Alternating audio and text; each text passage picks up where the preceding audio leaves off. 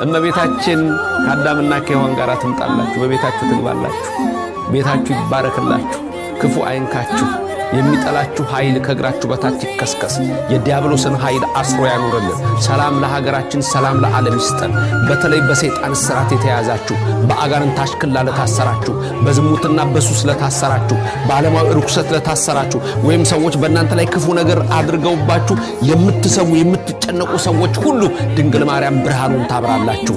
ድንግል ማርያም በብርሃነ መስቀል ተባርካችሁ፣ ድንግል ማርያም ከነ ልጇ ከእናንተ ጋር ትሁን።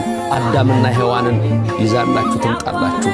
አዳምና ሔዋን ክርስቶስ የሆነላቸው ናቸው።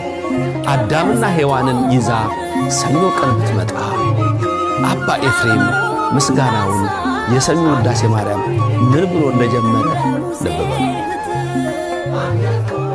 የሰኞ ቀን ውዳሴ ማርያም ላይ ስታዩ አዳምና ሔዋንን ሊያድናቸው ወደደ እያለ ነው አባ ኤፍሬም